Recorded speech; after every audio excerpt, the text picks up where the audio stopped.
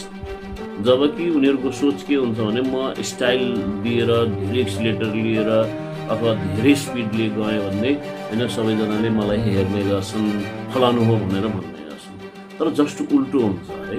के हुन्छ भने जो बाइक स्पिडमा चलाइरहेको हुन्छ रोडको छेउमा भएको घरहरू या त्यहाँ मान्छेहरू उभिएको मान्छेहरूले दुईवटा गाली नै गर्ने गर्छन् कि यस्तो मर्छन् यस्ता केटाहरू भनेर अथवा यस्तो गर्नु हुँदैन, यस्तो केटाहरू पनि छन् हाम्रो टोलामा या हाम्रो छरछिमेकमा भनेर पनि भन्ने गर्छन्। यो जस्ट बच्चाहरूको मनोविज्ञान उल्टो हुन्छ कि मेरो नाम रोशन होस् भनेर, मेरो नाम चिनोस् भनेर, मलाई चिनोस् भनेर, मेरो फेस चिनोस् भनेर।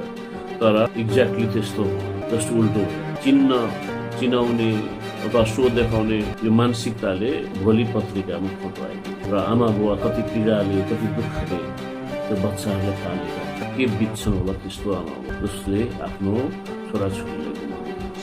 त्यस कारणले यस्तो काम चाहिँ वास्तवमा गर्नु हुँदैन। म बच्चाहरूलाई पनि सल्लाह दिन चाहिरहेको छु र त्यति मात्रै होइन यो बच्चाहरूलाई सल्लाहको साथै अनि यो गल्ती जुन छ हाम्रो ट्राफिक